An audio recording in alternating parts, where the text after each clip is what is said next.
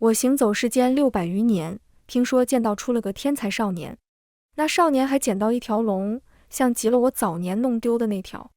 天下修士接踵而至，要么为寻龙问道，要么为杀人夺宝。但我不一样，我一路风尘仆仆赶到剑宗，只为在山脚下支一个小摊，卖馄饨。大家好，欢迎收看皮皮听书。我来到镇上第一天，正巧赶上玄剑宗弟子下山采买，还没吆喝几声，隔壁卖炊饼的阿婆先摇着蒲扇，好整以暇地望过来。姑娘别折腾了，人家修士入门先辟谷，早就不吃咱们凡夫俗子的东西喽。我笑笑没说话，低头揭开木盖，灶上高汤沸腾翻滚着，香味在空气里飘散开来，再加上灵力一催动，顿时香飘千里。阿婆闭上眼睛，深吸一口气，小姑娘，你这汤吊得好啊。我点点头，注意到不远处有个灰衣修士正朝这边观望。他几经犹豫，还是走过来询问，你这里卖的什么？我端出事先备好的馅料，笑眯眯道，馄饨，来一碗吗？他目光落在那排红红绿绿的肉糜上，指着其中一盘又问，这是什么馅儿？道长眼神真好使，这是小摊招牌的鲜肉荠菜馅，里头加了嫩笋，吃起来鲜脆可口。他稍加思索，从口袋里摸出一枚银叶子，就来份这个。炊饼阿婆在旁边睁大了眼睛。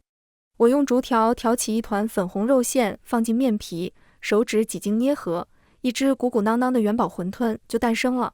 馄饨依次下锅，我取来瓷碗，先挖半勺猪油倒在碗底，再依次放入紫菜、虾皮，铺上一层绿油油的小葱粒，最后淋上2圈香醋，冲入滚烫的高汤。刹那间，热气蒸腾而起，鲜味四溢。馄饨刚出锅，灰衣修士便急不可耐的接过。奇怪的是，他并未选择坐下直接吃，而是端着碗反复闻嗅好几遍，从怀中掏出木盒，小心将整碗馄饨倒进去。等我找好零钱抬头，桌上仅剩一只空碗，修士早已不见踪影。目睹全程的阿婆咽咽口水，向我投来羡慕的目光。由于第一天摆摊，我没有制作太多馅料，长街上客来客往，下午时分我就熄火收摊了。阿婆还在感叹今早见闻，说那枚银叶子足够买下她多少车烧饼，话里话外带着些酸味。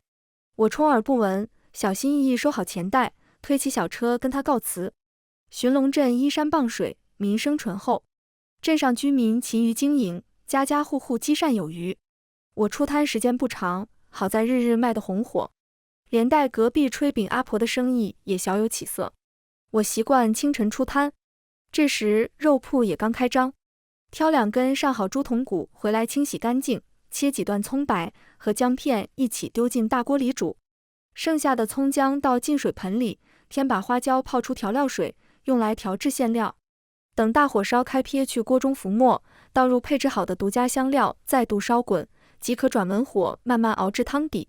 趁我揉面擀皮的功夫，阿婆凑过来说起昨天夜里接连的地震。镇上最有名望的算命大师说，这是黑龙大人在翻身。你还不知道吧？我们这儿之所以叫寻龙镇，是100多年前有位大罗金仙跟一条黑龙斗法，打了足足10天10夜，最后大仙使出浑身解数，才砍下黑龙半边脑袋，散尽修为，将他镇压在这座山中。100年间，天下义士前仆后继，皆为寻找黑龙的下落，镇子也正因此而得名。那他们找到了吗？他摇摇头。大仙陨落后，骑士们也千里迢迢来到此地，然而除了他的本命剑，人们再没找到任何东西。后来他们干脆留在这里，建立起了当今的玄剑宗。阿婆四下张望，表情神秘兮兮，要老婆子我说，都是些骗人的话。若真是什么也没找到，为何要将整个宗门都留在这儿呢？他压低声音说，儿时和阿娘上山割猪草，曾亲眼见过那条龙可怖的血红色眼睛。阿婆还想继续往下说，我掐了几个心剂子打断，问他总共花出去多少钱。阿婆略显吃惊，你怎么知道？这可是我大清早特意求的。他层层拨开小布包，露出里面崭新的黄符，虽花了足足5个铜板，可大师说能保佑我们母子平安，保佑我儿高中，还能保佑我生意越做越好哩。我哟呵一声，大师管得还挺宽。他没听出我的言下之意，美滋滋叠好帕子，撺掇我也去求一个。毕竟出手就是银叶子的修士，可不多见。这都过去小半月了，想来人家见惯了好东西，你这馄饨滋味再美，能比过仙门里玉石珍馐？我拍去手上多余的面粉，不经意抬头，一道灰色身影正朝这边奔来，在他身后还跟着浩浩荡荡一大群人。我发自内心的笑了，那可不好说。为首修士认出我的小摊，眼中大为光亮，他大吼一声：“师兄弟们，馄饨就是在这里买的！”话音刚落，数十个修士呼啦啦涌上来，将小摊包围得水泄不通。灰袍修士站在锅边，闭眼狠吸一口空气，正是这个味儿。好哇，唐六，这就是你小子躲在课桌下偷吃的小食？我闻着是比膳食堂的饭菜香。膳食堂也敢叫饭菜？狗吃了都落泪，还不如服辟谷丹。可四师兄做的辟谷丹味如蜡丸，都快给我吃吐了。你敢这样说四师兄小话，看我回去怎么跟他告状。告不了，四师兄吃膳食堂中毒，人到现在还没醒。别吵！名为唐六的修士神色激动，摸出银叶子往桌上重重一拍：“小掌柜，给我们每人来一碗鲜肉芥菜馄饨。”我瞧他们叽叽喳喳满脸期待的模样，不禁哑然失笑。可惜灶上高汤还差些火候，趁他咕嘟着，众人伸长脖子看我制作馅料。我摆摊多年，深谙做饭之道，想做出好吃的馄饨，好食材与好方法都缺一不可。取肥瘦2-8开的新鲜后腿肉切成小块，双刀反复交错，剁成细细的肉糜。泡好调料水，分多次倒入肉糜，边倒边使筷子顺时针不停搅拌上劲，直到料水被全部吸收，肉馅变得饱满粘稠，光闻起来就香味浓郁。这一步骤还有个秘诀，就是往料水里加入适量碎冰，可以让肉质富有弹性，口感更佳。我最拿手的有鲜肉芥菜、冬菇马蹄鲜肉2种口味，里面分别添加了芥菜、笋干以及切碎的冬菇、马蹄粒。素馅有茴香鸡蛋素3鲜，小茴香清香扑鼻，鸡蛋也是我从镇上专门收的柴鸡蛋，打在碗里个个橙红。最后是较为简单的虾仁馅，虾肉里加入蛋清和胡萝卜碎，蛋黄煎熟切丝，淋出锅抓上一把，黄灿灿的，别提多诱人。几盆馅盘下来，修士们口水直流。先前嚷嚷芥菜的唐六，看看冬菇，再看看虾仁，来回犯愁。芥菜鲜嫩水灵，可虾仁也晶莹细腻，属实难以抉择。要么尝尝冬菇马蹄馅儿，我倒觉着加了木耳的茴香3鲜更为可口。想我还未问到玄剑宗时，也曾与小妹漫山遍野找野茴香，带回家让阿娘包成饺子，如今却再也吃不到了。掌柜，快给我来2份茴香馄饨。那我要这个，还要那个。众人七嘴八舌挑选心仪的口味，遇到过于纠结的，我便从4种馄饨里各捡几只，拼成全家福，总算帮忙解决了烦恼。我在灶间忙得脚不沾地，晌午才得空停下来喝口水。修士们填饱肚子，坐在原地商议买些生馄饨带走。有人不同意，怕长老发现后受责罚；有人提议给长老也带一份，说不定他会法外开恩。我们自己吃便罢，让膳食堂知道岂非不妥。那也只能怪他们不懂做饭，难道要我天天饿着肚子学御剑吗？以前倒也算了，现在尝过这样美味的馄饨，回去又怎吃得下泔水似的汤饭？就是我等苦泔水堂久矣。可戒律堂的板子也绝非吃素。讨论声渐渐低落，众人垂头丧气。其中有个小修士眼珠咕噜一转，屈指敲击桌面：“哎，我有个主意。原来剑宗里有位景师兄，位列诸弟子之首，是剑道百年不遇的少年天才，平日深受长老器重。倘若有他出面说情，戒律堂兴许愿意网开一面。”没想到众人还是摇头。景师兄一副生人勿近的样子，我向来不敢同他打招呼。人家19岁筑基，自与我等话不投机。兴许他只是瞧着淡漠，实则跟四师兄一样好说话。大师兄日夜看守囚龙剑，要不这点小事还是别麻烦他了。小修士被反驳到气结，当下冷笑道：“行，回去继续吃膳食堂呗。”别啊！那玩意儿连四师兄都扛不住，更遑论你我。几人争来争去，想不出更好的法子，拎上几碗热腾腾的全家福，跑回去搬救兵了。这天过后，他们很长一段时间都没再出现。倒是大地在当晚频繁颤动了好几次，小镇上对此众说纷纭，无人知晓。那夜我遍观群山，望见有彗星长丈余，见于东北，光射中央，是灵物出世之兆。春雨淅沥，小滩前难得平静。炊饼阿婆和我挤在一张油布伞盖下，每隔半会儿就要叹气。我给自己煮碗馄饨，热汤一冲，瞥见她眼馋的样子，有点好笑。荤的8文，素的6文，来一碗。她咕嘟咽声口水，捂紧钱袋，别过脸去。不吃，我儿在书院的束修还没凑够呢。这下轮到我叹气了。这些天下来，我对阿婆的家事也算了解七七八八。她丈夫壮年早逝，她10年如一日独自操持家中，好容易把儿子拉扯大，还要辛勤卖饼供她读书考取功名。人们看她两鬓斑白便喊阿婆，可我问过才得知她也不过40岁出头。说起那个2度名落孙山的儿子，她笑得有些心酸，但更多还是心疼。她总说儿子读书苦。我回忆起她每日推着沉重的小车从老家走到镇上，风雨无阻的身影，不知该如何接话，只能饮口热汤，默默看她捡柴劈柴，热炉和面，擀面贴饼。一个烧饼2文钱，倘若当天没赚够儿子的学杂费，日暮西山也不肯回家。我心血来潮，问他打算何时歇息。他埋头把炊饼车擦得一尘不染。快喽，等我儿子考上秀才就不来喽。我吹开眼前热气，心绪复杂。傍晚雨势渐小，我搅搅锅里几乎没变动的高汤，决定打道回府。隔壁阿婆忽然叫唤起来，哪来的小叫花子，别乱摸。我循声望去，只见一个蓬头垢面、衣衫褴褛的小人儿在炊饼摊前张望，像在寻找什么。阿婆无比嫌弃，抹不甩的赶苍蝇似的。我收回视线，继续拾掇灶台。结果小乞丐还是走过来，在小车前默默一站，也不说话，就眼巴巴看我动作。我手中照例往哪边搅，他2只黑漆漆的眼珠子跟着往哪边转。在我捞铜鼓时，那双铜人更是瞬间放大出许多倍。我怀疑自己眼花，居然从里面看出2个明晃晃的大字：想要，不给。对方黑乎乎的小脸登时皱作一团，我才发现他脸上除了泥泞，似乎还有血痕。小家伙察觉到目光，乖乖仰起脸任我打量。跟人打架了。他慢吞吞从喉咙里挤出几个字：赢了，来。声音不大，听着含糊不清。我无奈地将铜鼓放回锅里，重新点燃灶火，下了碗鲜肉荠菜馄饨。炊饼阿婆日常爱说风凉话，她可没钱给你。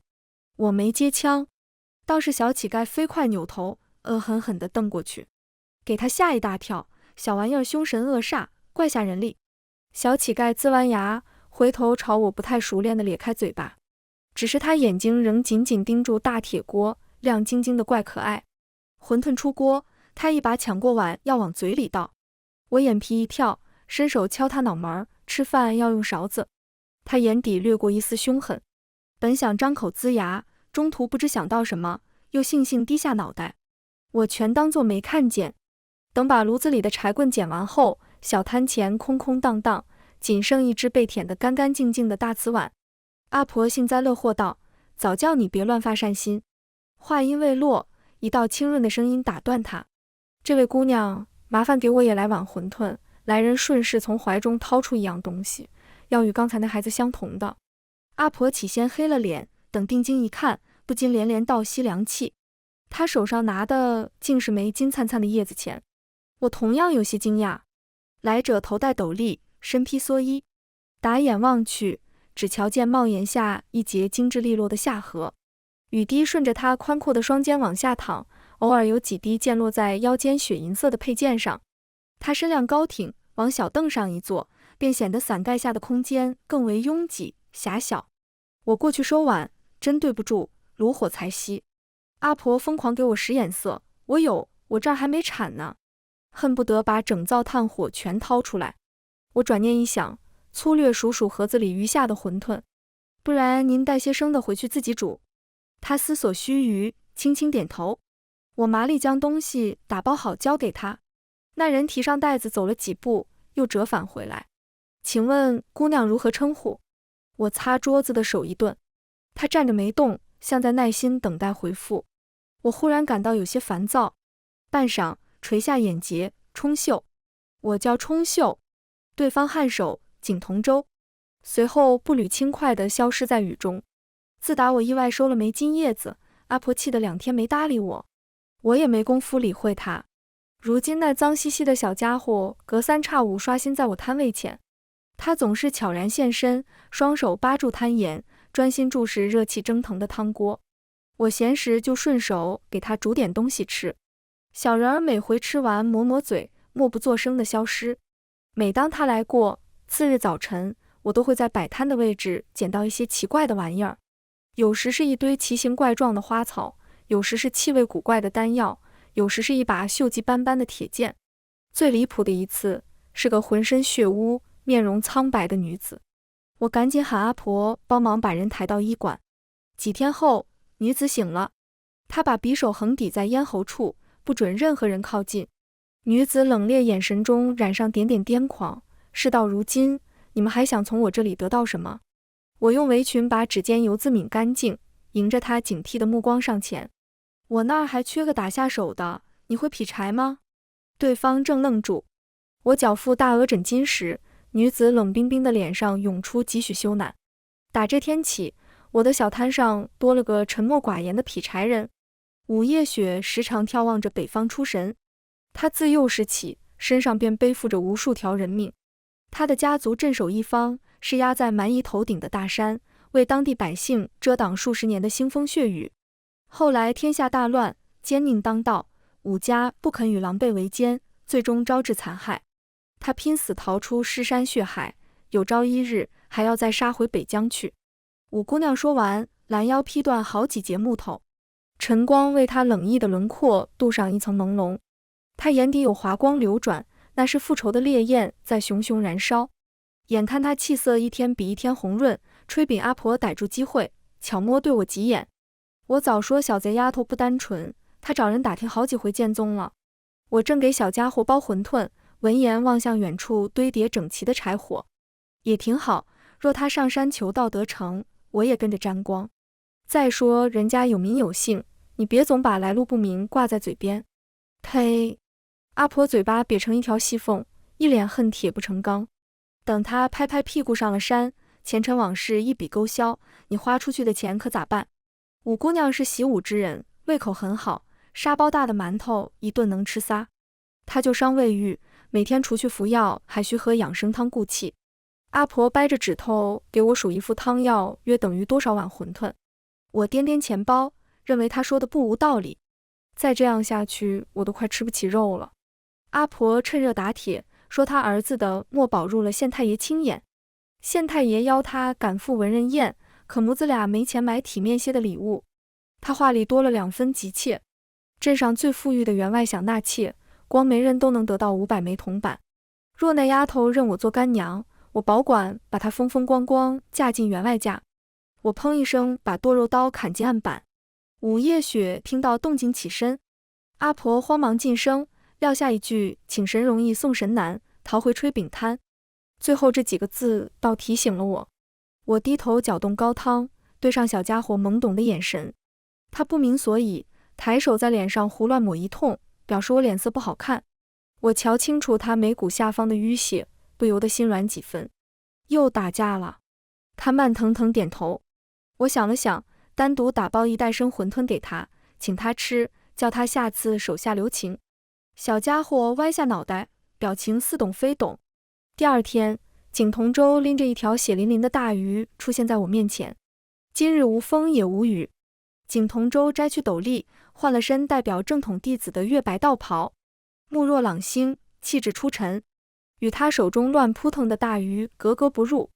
我停好小车，拂去额头汗水，同他打招呼。他回以轻笑，冲秀姑娘。我干脆起锅烧油，打算炸鱼块。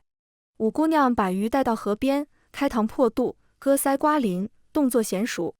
景同舟目光落在他身上。我提起五姑娘的家在遥远的北疆，她父母骁勇善战，威名远扬，只因拒绝权贵拉拢，整个家族惨遭报复，在一夕间覆灭。他目睹兄弟姐妹的死亡，与贼兵拼杀不休，最后被打落城墙。奔流不息的河水把他带到寻龙镇，乱世中最后一方净土。这里山清水秀，丰饶安定，唯独容纳不下他。我用筷子试了试油温，依景师兄之见，玄剑宗如何？景同舟忍不住笑了。他说五姑娘没有灵根，先天有失，不适合上山。对他来说，仙路渺远且寂寥。我说有道理。凡人修仙，以求游三界之玄妙，观天地之广奥，动本我之微小。有大气运者，拜入师门，得到大能口传心授。修士们的天赋高低也各有不同。世家上能堆砌天才地宝培养灵根，普通弟子只能依靠漫长岁月，在枯燥试炼中一点点磨砺自身。因此，有人20岁勘破迷障，有人思悟100年时光，方才参透天地间的一丝造化。对肉体凡胎来说，修炼更是难上加难。不过，世间并非只有一种道，灵根有失可以做体修，飞不起来就背上剑跑。天赋不高便多加历练，10年不够再练20年，千锤百炼，水滴石穿。我问他在山上修什么，他答修心。我由衷赞叹其思悟卓群。话头一转，说到底，修来修去看的从不是人之起点如何，平生见过大江大河潮起潮落，始终保持心性如一，也是真正意义上的殊途同归。他静静听完，若有所思。我隔着木板观察对方神色，琢磨是否再多劝说几句。他瞳仁微动，眉宇缓缓舒展。玄剑宗历来有招收外门弟子的惯例，不知五姑娘可愿从最底层学起。我一回头，五姑娘就站在我身后，目光灼灼。我愿意。她略颔首，山中戒律严明，我不能为你做任何担保。后者抹开指尖血液，毫不掩饰眼底蓬勃的欲望，绝不麻烦师兄。我放下心，快速给鱼块拌上面糊，呲啦一声下锅。五姑娘要跟景同舟上山了，她说等收到月历，立刻给我送过来。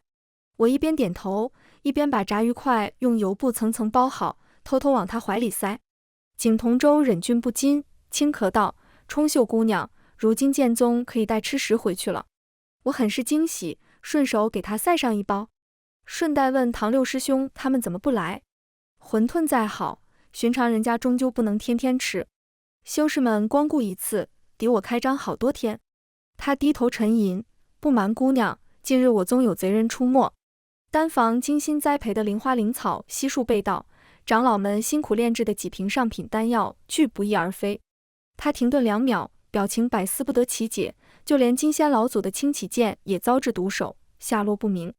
我下意识看灶间锈迹斑斑，被拿来当烧火棍的青色铁剑，黑黑丑丑，约莫不是他。我思索的模样落在景同舟眼里，被误解读成担心。他按住剑柄，温声宽慰道：莫怕，贼寇是冲剑宗而来，我等已布下多道阵法，等他自投罗网。他走时还不忘放下一片金叶子，说是1块钱。武道大会在即，内门上下排查完毕，师兄弟们不日即下山。我长舒一口气，冲2人背影开心挥手。结果我没等到唐六他们，先等来一个风风火火的红衣女修。对方来势汹汹，没等我看清，一道银光自头顶闪过，油布霎时劈裂成2半。女修提万剑花一碗，柳眉倒竖，盛气凌人。我大师兄清心寡欲，你使了什么歪门邪术，竟勾使他短短半个月内下山2次？炊饼阿婆见势不妙，麻溜躲到小车后面。我为前代默哀半秒，继续用刀刮下一层姜蓉，掺进肉馅儿，裹进面团，扯成薄饼。这大清早的还没吃饭呢。女修自觉被无视，刚要发作，我及时打断她。烙饼最重要的就是不能分心，刷上油，还得注意火候，及时翻面，才能烙出2面焦脆、内里喷香的好饼。在对方虎视眈眈中，我心心念念的东河肉饼出锅了，金黄酥软，香的人直迷糊。我顾不得烫手，吹吹热气，3两下吃进肚子。女修俏脸上显出3分怒气，你好大的胆子，敢无视我乌秀秀！你可知剑宗掌门是我爹，只消他一声令下，咕嘟，你就得即刻滚出寻龙阵。这人刚刚是不是吞口水了？我狐疑地扫他一眼，重新贴上2张新饼子，原是巫师姐，久仰大名。巫秀秀冷哼，你一个摆摊卖小食的也知道我？当然，不知道也不影响发挥。我指头沾水给饼子翻面，师姐风姿卓然，来如雷霆收震怒，吃肉饼不，罢如江海凝清光。他傲然昂首道，既然知道本姑娘厉害，今后便离大师兄远些，不许放葱，否则本姑娘打折你的腿。景师兄下山是为查案，我与他并不相熟，100文。你发誓多撒些辣椒粉。行，师姐砍油布的动作矫健敏捷，流离顿挫，他日武道大会上谁与争锋？巫秀秀红唇快咧到耳根处，当下掏出金叶子，啪地拍在桌案。算你识相。他揣上热乎乎的肉饼走了。我在后面使劲挥挥锅铲，欢迎他下次来品尝馄饨。阿婆扶着腰从车底下钻出，看得心服口服。4月初，武道大会如期而至，各大门派纷纷派遣出最出色的弟子，翻山越岭来到玄剑宗，只为从各项比试中脱颖而出，扬名正道。犹如油锅中泼入一盏冷茶，整个小镇都跟着热闹起来。货郎们春笋般在一夜间钻了出来，肩挑箩筐，走街串巷的吆喝。从市集到山脚，石板路上随处可见售卖各种货品的小摊。我最近手头宽裕，本想趁此机会好好逛逛，没想到迎面遇上唐六，不得已买菜回去临时开张。众人围坐小桌前，高谈阔论。他们入宗年份短，资质也不高，光是出街选拔都轮不上名次，加上有景同舟、巫秀秀等天才剑师带头迎战，大家唯有在台下助威呐喊的份。几人嫌无聊，琢磨哄上其他宗的小弟子偷跑下山。这帮人溜号不说，还光明正大开盘下注，赌10大宗门谁先被打落金榜，以及各家弟子之间又是谁拔得最终头筹。这还用说，定是咱们景师兄喽。不错，纵观天下筑基修士，除却大师兄，谁还能与剑中那位一决高下？可浩然山庄自秘境带出不少好东西，想必此次也是有备而来。再厉害的武器，在巫师妹快如闪电的出招面前，也毫无招架之力。听闻荡气宗曾遭妖兽重创，没落多年，我压他第一个战败。众人讨论得热火朝天，零食丹药顷刻间堆满小桌。我端碗来回跑烫的间隙，唐六挽起袖子回头揶揄：“小掌柜，要不你也来一注？”我当即从荷包里摸出3枚铜板，不假思索地报上景同舟、巫秀秀和午夜雪名号，给3人分别压上1枚。他猛拍大腿，称被钻了大空子。大家顿时哄笑不止，我也笑，毕竟这方法稳赚不赔。1连多日，前来光顾的弟子只增不减，我剁馅儿剁到神情麻木，案板都快凿出火星了。隔壁阿婆更是眼红的厉害。我一合计，决定收起馅料盒子。唐六他们再来时，一听接下来几天不做馄饨，不免有些急眼。我们好不容易才跑出来，就为上你这儿吃口新鲜。就是啊，小掌柜，怎么说不卖就不卖了？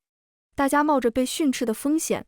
喧闹中，一只大手层层拨开人群，走到最前方，目光罡风般从众弟子脸上依次扫过。有人惊慌之下喊出声：“问陈长老！”我心中咯噔一声，想必近来动静闹得太大，难免被各宗之间发觉异常。问陈长老面色乌沉，回身指着为首几人痛骂：“修真之人，一个个心浮气躁，连小小口腹之欲都克制不住。难道我仙门的未来还比不上区区？”他蓦然转头：“你卖的什么来着？”我微微一笑，从阿婆手中接过满满一筐烧饼，挨个从中间剖开，随后掀起锅盖，露出里面色泽红亮的4方卤肉。大铁锅卤制了整整2个时辰，丝丝馥郁香气钻入鼻孔，飘到半空恣意传播开来。肘子炖得晶莹剔透，软烂入味，2根筷子轻轻一夹就分开。我捞出肉块，放上案板一通剁，再拍半截青椒碎，连肉带汁铲进饼，最后浇上一勺热腾腾的卤汤。问陈等人已然看呆，我向他双手奉上，肉夹馍，我请客。对方下意识接过，顺势捧到鼻子底下深嗅一口。待他反应过来，眉宇不自在地拧成川字。他几度挣扎，最终还是在数道垂涎的目光中张开嘴咬下。下一秒，问晨豁然瞪大眼，表情激动到无法言说。我就知道，没有人能够拒绝肉夹馍，尤其辟谷多年，味蕾长期不沾咸甜五味之人。金黄酥脆的烧饼里加满红肉，一口咬下去，入口即化。咸香汤汁搭配灵魂爽口的青椒，两种风味同时在口腔里爆开，美味直击天灵盖。吃过才懂得什么叫做满口生香。问陈长老三下五除二吃干净，转身对上弟子们眼巴巴的模样，有些不自然。他清清喉咙，半个时辰内未归者，罚抄500遍门规。言毕，广袖一挥，负手离去。修士们齐呼万岁，一窝蜂扑到摊位前，互相推搡着排起长队。银叶子哗啦啦下雨般落下，占满台面。大会举办期间，我的小摊日日客满为患。阿婆眉开眼笑，不仅赶起面来积极许多，就连见到灰扑扑的小家伙，都是一脸和颜悦色。比起他难得的亲热，我在原地头也不抬，专心核对账本。余光中，小家伙挪动步伐，慢腾腾朝我靠近。我不为所动，全程眼观鼻鼻关心，直到袖子被扯动。小不点眨巴眼睛，一脸沮丧。铁片还了。我悠悠注视着他不说话。他抿抿唇，抱起我的手，贴在额头尚未愈合的伤疤处。浓浓痛痛。我重重叹口气，整颗心柔软得一塌糊涂。下次人来就好。再清点那道长疤，忍不住嘀咕，不是让他下手别太重吗？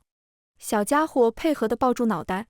我揭开布盖，拿出事先预留的肉夹馍。炉火方歇，饼子正温热。浓浓大口大口吃得欢，两条短腿在板凳底下来回晃荡。阿婆点完前咋咋呼呼凑近，夸她细看还是个小美人。我掀起眼睑，皮笑肉不笑，又缺干女儿了。她尴尬地打2个哈哈，自觉走开。10天后，武道大会结束，乌秀秀双手持刀再次杀至摊前。她咬牙切齿，上次回去，师兄斥责我不该搅扰你。我两指并拢，夹开脖子上的利刃，说明他对巫师姐寄予厚望，不愿看师姐为区区小事耽误了修炼。他美目一正，不死心道：可他只吃你包的馄饨，整座玄剑宗都吃，有什么好稀奇？他多年未曾下山，突然想巡视基层呗。我信手塞给他2只喷香的肉夹馍，专门给你挑最入味的肉，赶紧回去趁热吃。他哦2声接过，眼珠再一转，不对。我说确实不对，剑宗上下属你年纪最小，我看你柔内如钢，似水中流火，表像太阳，这般灵气，早该改口同大家一道喊师妹了。他当时心花怒放，收了剑，付了钱，蹦蹦跳跳走远了。天光渐隐，群山间漫上一层淡淡雾色，一双乌靴在小车前站定。我正手提油灯，吭哧吭哧往外加炭块，没工夫分去半点眼神。打烊了。迟迟未听到对方离开的动静，我心生纳闷，支起身子，不料看见一个令我完全意想不到的人。风中烛光跃动，映出来者轮廓冷硬的脸庞，他眼底一片漠然。我被逐出宗了。春水向东，日头长盛。随着各宗车队离开，小镇重归于往日宁静。五姑娘劈柴的动作愈发利落了，人也愈发静默。她代表外门新生登台打擂，几度将对手逼至险境。掌门看出他隐藏在招式下的暴虐本性，当众责他心机深沉，杀欲过重，说仙道与他无缘。景同舟负责护送荡气宗回关山，临行前托人送来一本静心咒。书是好书，可惜不经思也不经烧。阿婆极富眼力见，跟我说话前先捂住一半嘴，生怕惊扰到他。眼看他这天又不吃饭要出门，我再也忍不下去，上前夺过斧头。五姑娘，你总不能在我这儿砍一辈子柴。他眼中没有半点光彩，那我该去哪里？他兀自喃喃，人间大乱，北疆不复存在。求学问道是老天留给他的最后一缕稻草，但他没有抓住。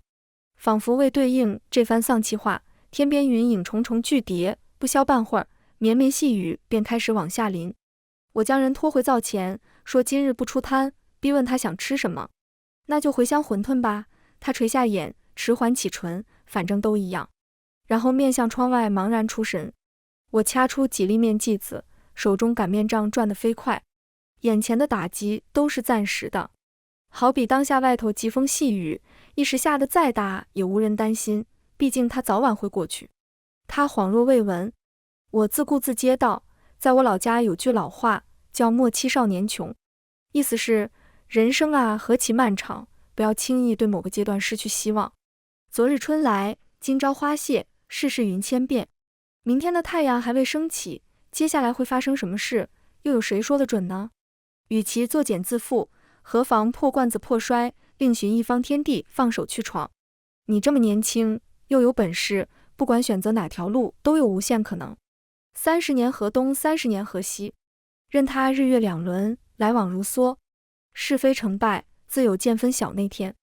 午夜雪不知何时侧目，听得认真。人一旦接连受挫，很容易踏入怀疑自身的泥沼，不断向下陷落，消磨自我。这时若有人从旁开解，再好不过。须知归根结底，还得依靠他自己坚定不移的信念。心之何如，有似万丈迷津，遥亘千里，其中并无舟子可渡人，除了自渡，他人爱莫能助。檐下雨打青瓦，滴答滴答。良久没人说话，我往灶里添一把豆萁，引来一阵噼啪脆响。他似是从梦中惊醒，眸光浮动，你说的可是真话？当然，就像这样。我将煮好的馄饨端到他面前，你点名要茴香馅儿，我却偏要给你煮一碗全家福。想不到吧？他扑哧笑出声，随即别过脸，眼底似有泪光闪闪。日光一道穿破云层，划开朦胧水汽。我终于看清那伴随热雾翻腾而起，叫人阔别已久，难以忽视的勃勃野心。五姑娘收拾好行装，向我告辞。我身无长物，连夜赶制了好多升馄饨，连同乱七八糟的灵花灵草、古怪丹药，一股脑儿全塞给他。若非船夫催得急，我还想回去把柴刀也拎来给他傍身。两桨一划，留我在岸上怅然挥手。五姑娘，吃了我的小馄饨，祝你前程似锦。她深深看我一眼，转身钻进船舱。舟动江风起，尾帘轻摇。五姑娘辞别后，时光仿佛红蟹，过得飞快。入秋时，唐六他们从三阶剑仆晋升至内门丁等。内阁按照入门弟子天赋排列出1至5阶寻道剑仆，再根据月事成绩及进步快慢，设有甲、乙、丙、丁巳等文道生。踏入朝文道，代表着有元婴级以上的长老传道授业，修炼之路正式开启。课业繁多，弟子再不似从前散漫，连每月2次的采买也失去了吸引力，以至于很久以后，我才想起找唐六问询武道大会的结果。他翻遍全身口袋，凑出6枚铜板，先怀念感慨一番，接着对各宗绝技一通天花乱坠的描述，铺垫后期打斗过程之凶险，惊心动魄，以突出景师兄心性不凡，泰山崩于前而色不变，傲然玉立，睥睨天地。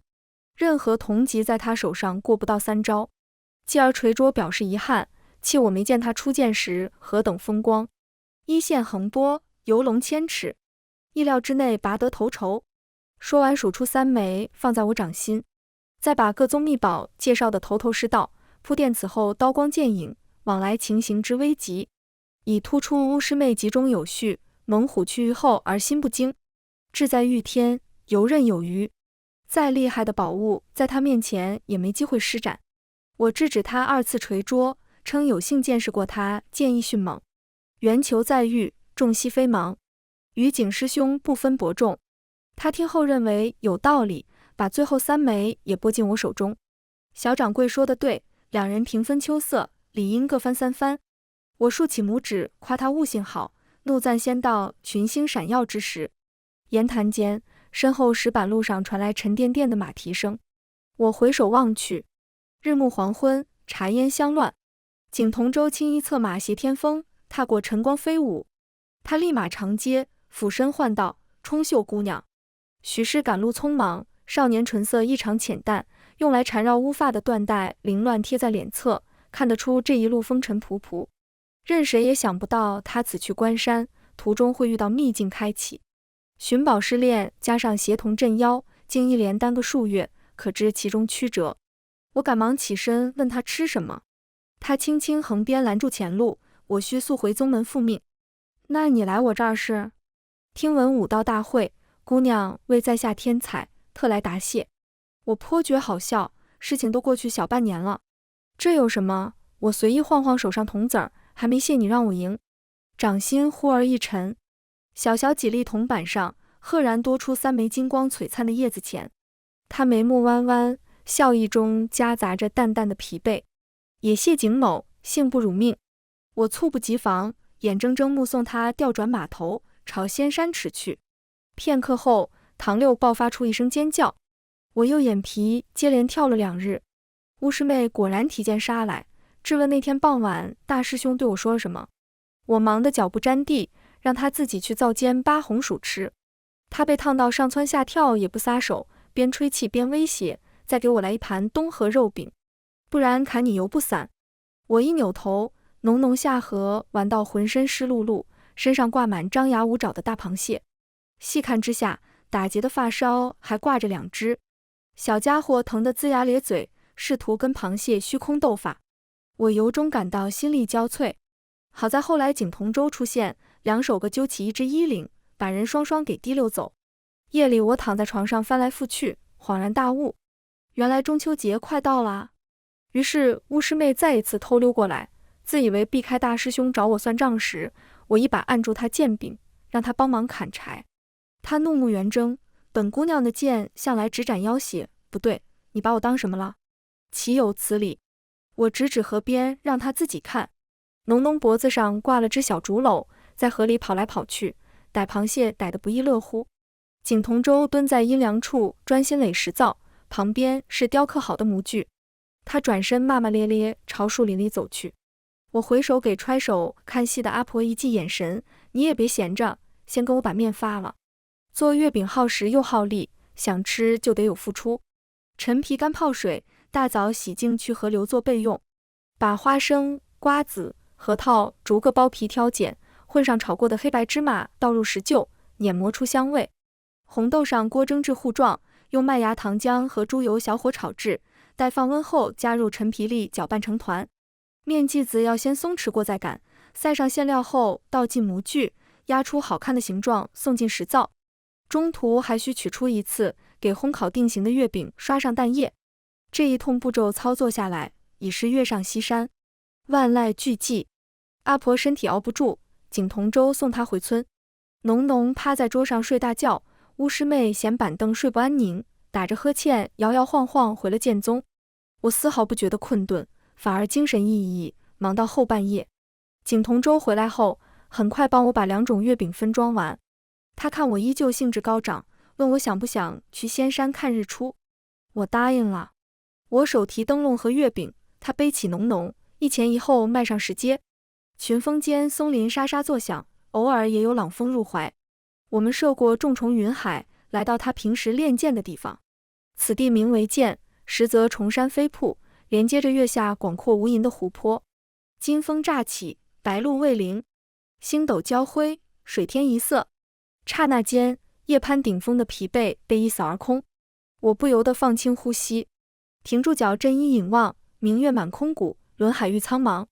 我发自内心的感叹，怪不得世人皆想做神仙。只仰视天汉如白练万丈，横亘南北，便自觉豁然开朗，天地广阔，任我飞扬。景同舟用袖子拂去石凳上不存在的灰，邀我共坐。冲秀姑娘，其实你豁达通透，很适合修炼。我就知道他有话说。我低头戳戳浓浓微凉的小脸，提醒他别忘记，世间并非只有一种道。你修的是剑，巫师妹修气，五姑娘则是修心。那你呢？你修的又是什么？他连声追问，罕见流露出2分少年脾性。我一时不知该如何解释。他转眼换个问法，你修成了吗？这下我毫不犹豫地点头。许多年前，我路过某个小村庄，突然顿悟，悟到死生如旦暮，信之万象一毛轻。眼前的世界从来并非真实，万物生灵不过滚滚红尘当中的一粒沙，既没有眼前路，也没有身后身。凡事的意义只在当下。我不确定这番话他是否能听懂，毕竟修真者奉行日月神明，苍生骤寝，他们万事求真。我沉默，景同舟也无话，索性并肩聆听，耳畔风摇露坠，遥望一片水光。天色渐明，虚然而逝。瞬息间，一轮琥珀金丸冲破湖面琉璃镜，阴阳交错，天水两合，好似瑞烟龙红玉。万缕光池如走赤蛇，十洲焰土若火龙驾辕，万物共同构筑出一种瑰丽巍峨的壮观景象。我看得如痴如醉，半晌才发觉，我俩中间不知何时冒出一颗毛茸茸的脑袋。景同舟默默去拎他后颈，没拎动，无奈作罢。下山路上，他依旧劝我向道。数年前，我辞别荡气宗，归途误闯入一座荒山，有棵百灵老树被雷击倒，躯干腿尾，周身文字却依稀可辨，上写人道无久盈，意为世事如月份圆缺，不可能长久美满。冲秀姑娘，她反复斟酌用词，你是凡人，寿数短暂，再怎么无欲无求，终有垂垂老矣的一天。你当真不惧怕死亡吗？不如登我仙门，早日修得大成圆满。我头也不回说，考虑考虑。月饼一经推出，大受欢迎。陈皮豆沙馅绵密清甜，花生五仁馅内料丰富，唇齿留香，搭配上肥美的蟹黄与小酒，一下成为镇上时兴的吃法。我有心再做些蛋黄和火腿月饼，奈何工艺复杂，成本也高昂，想想还是放弃。阿婆分到4粒月饼，却半口没舍得吃，全数带回家交给儿子，由他吃一半，另一半拿去给夫子做人情。我冷眼瞧他眼馋的模样，半点不心软。他抹把嘴哼唧唧转头，说来年家里就能出个童生。我懒得接话，支起下巴看路人行色匆忙。有道是静寂尘嚣远，地偏岁月长。眼下日子过得散漫，但不乏有趣。景同舟每月雷打不动下山2次，走时必定要拎些生馄饨回去。农农听话不挑食，给什么吃什么，且每次吃得干干净净。巫师妹是甜又是辣，凡食物到她手里，要么蘸糖，要么鲜蒯2勺辣酱拌一拌。况且他来就来，非要鬼鬼祟祟跟在景师兄身后，被揪出来训斥就假装哭状，但绝不改正。他次次捧碗坐到少年对面，吃一口眼睛一亮，好吃。下一秒瞅见师兄淡漠的脸，眼底重新蓄满泪水，呜呜呜，然后再吃一口，哇，这是什么馅儿？如此循环往复，我干脆不再给他碗里额外放盐。他还嘴硬，明明什么都吃得下，非要我变招法给他张罗。光馄饨就分干拌、白灼、红油等好几种口味，时不时还要来碗馄饨面。我让他高抬贵手，别折腾我，喜欢谁就去找谁。浓浓从梦中醒来，挠挠布满红印的脸蛋儿。喜欢是谁？巫师妹耳垂通红，快速瞥一眼某人，喜欢不是谁，是我一见到他就笑。景同舟掰开竹筷，仔细刮去上面的小毛刺，说喜欢好比看到日落，看见太阳落山，自然联想到明天太阳还会升起，又可以见到他，便由衷感到开心。说完把筷子递给我。没错，喜欢就是抱有期盼。我顶着杀人般的目光，把红薯剥皮插在筷子上喂浓浓吃，然后在少年逐渐明亮的神色中继续说下去，像我每天都期盼巫师妹和景师兄来给我送金叶子。他低微叹息，将一枚金叶子推至我跟前。巫师妹恨恨咬一大口肉夹馍，被肉汁烫得面目狰狞。我哭笑不得，你有事？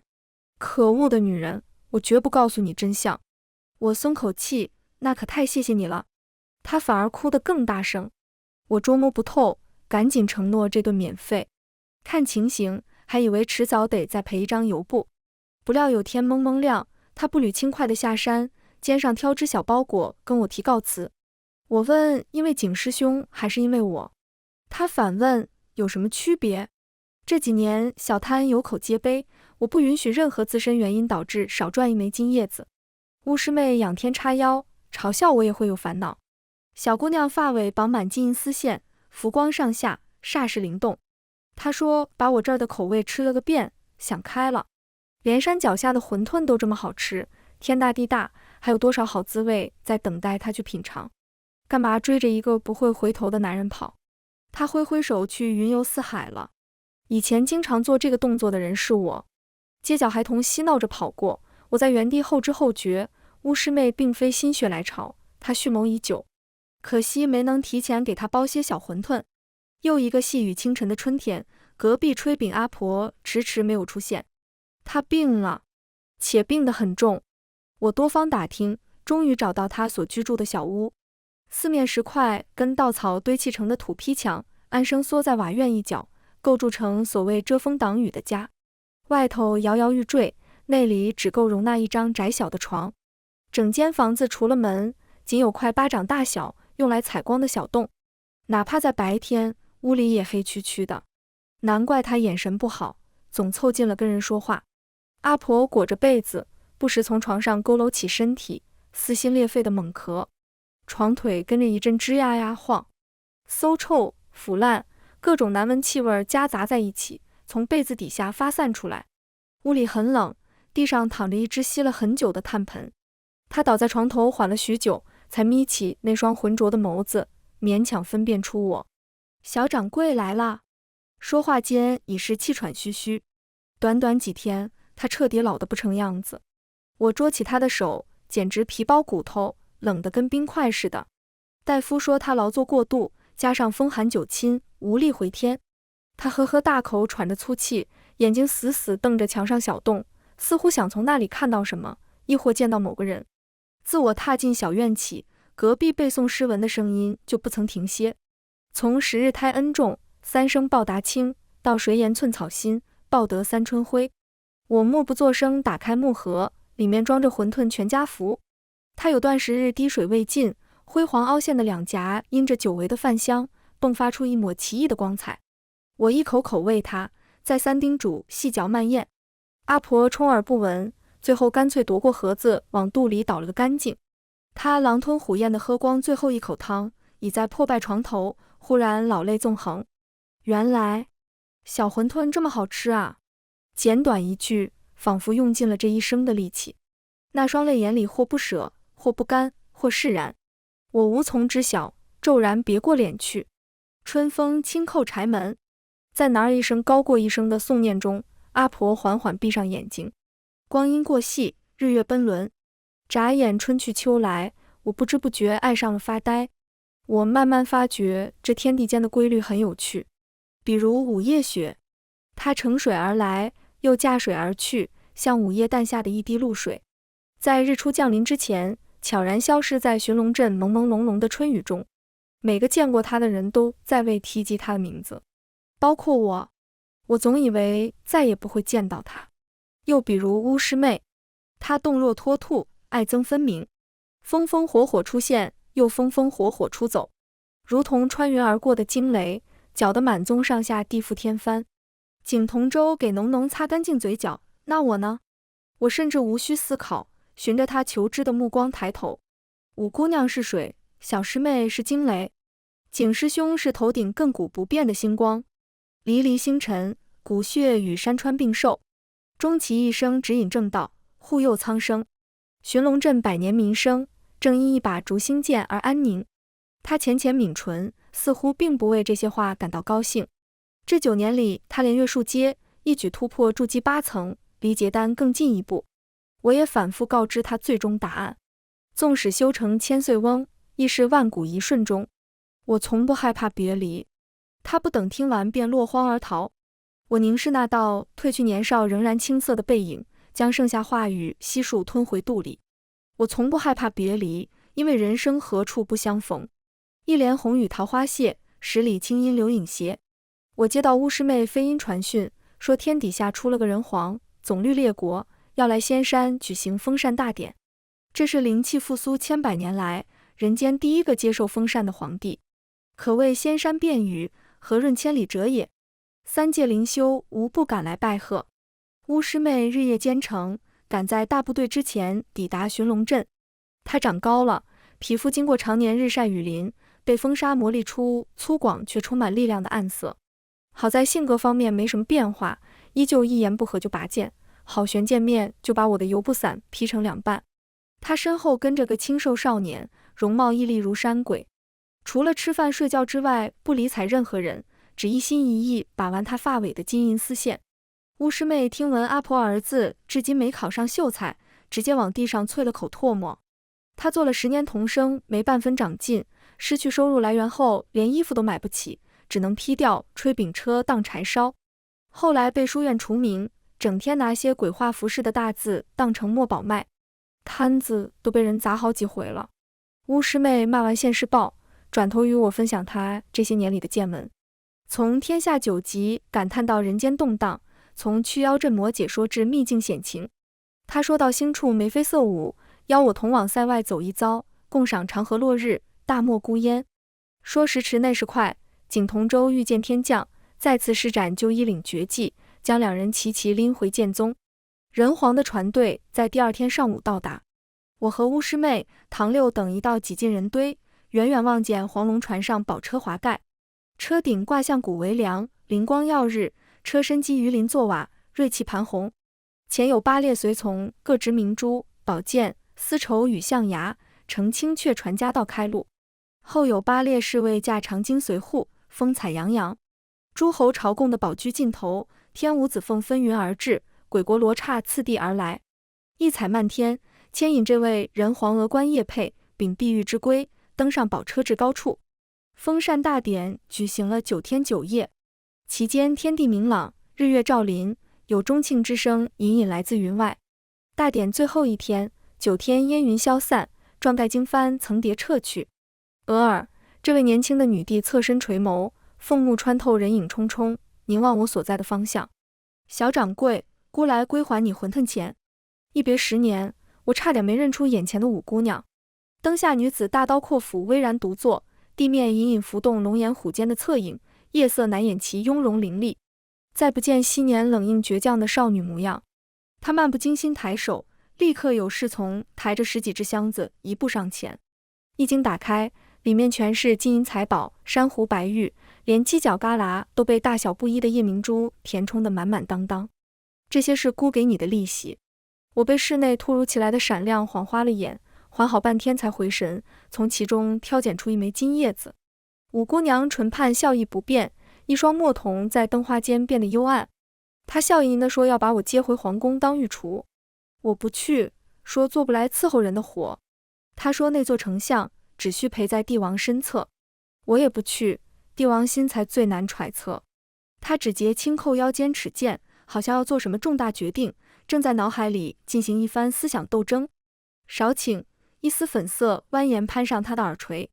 姑爷可封你为后，从此一人之下万人之上。我哭笑不得，摇头说自己哪儿也不去。午夜雪沉掩脸眉，一双锐眼凛然破人。满屋子文武史官皆战战兢兢。我不禁莞尔，改口唤陛下。他眉间戾气有所收敛，你是姑的救命恩人，理应享有世间最高的回报。我从容与之对视，人皇即位，四海升平足矣。万族归仁，百灵养德，人间结束100年战乱，从此3界大同，共逐均衡之道。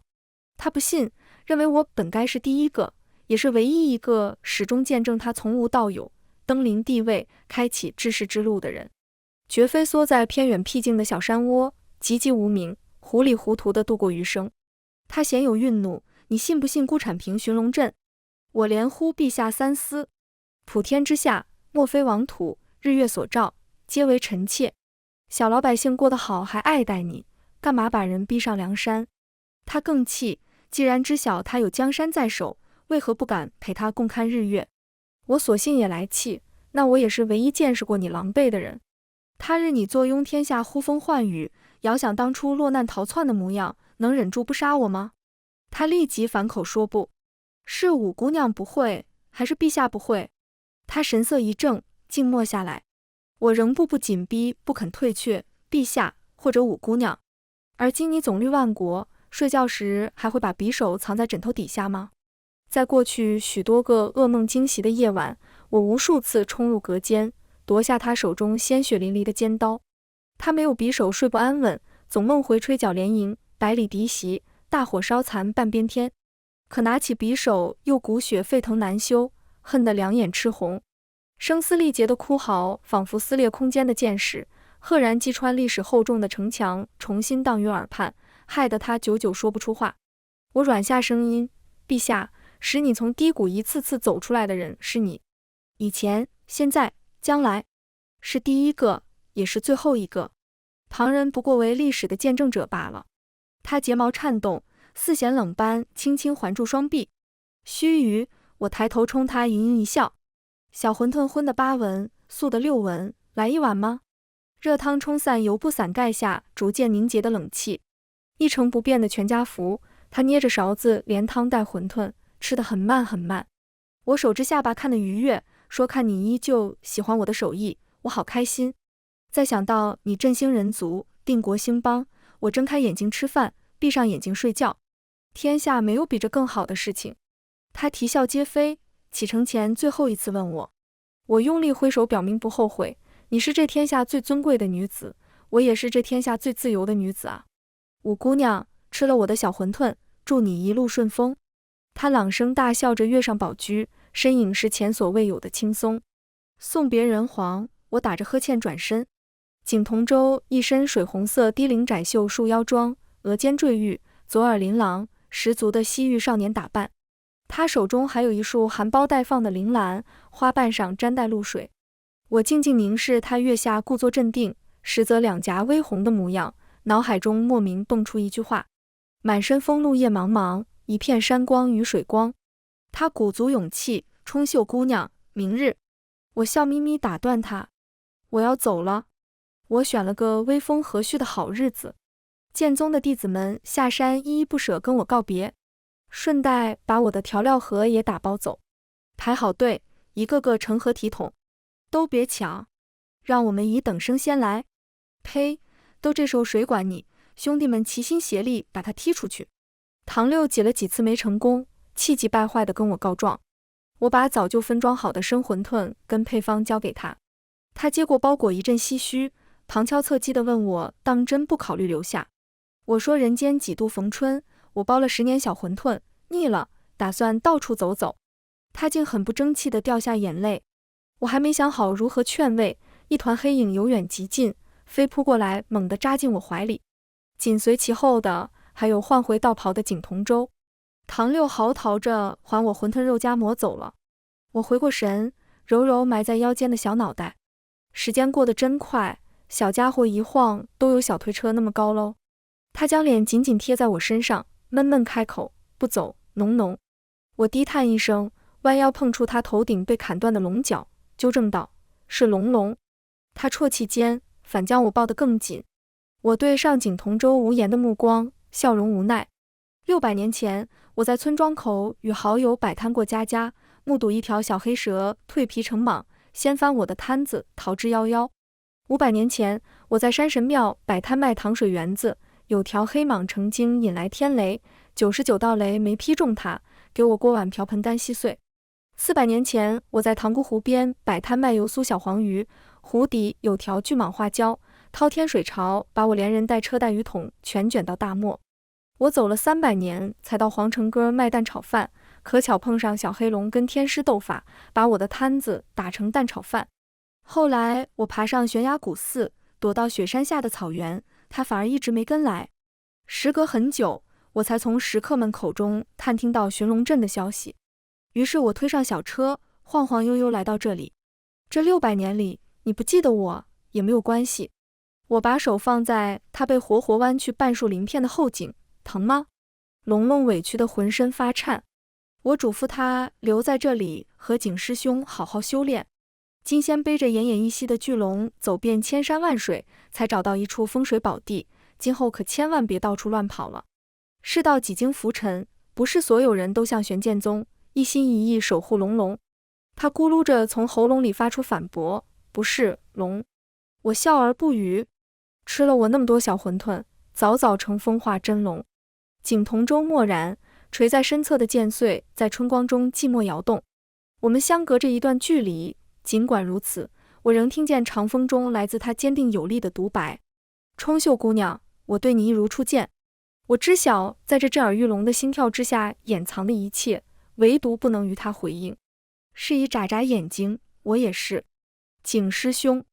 他黯然垂头，额发散落，悄然覆盖住发红的眼眶。我走过去递上帕子，我有一份礼物要送你。还记得月下观风，你问我那个问题吗？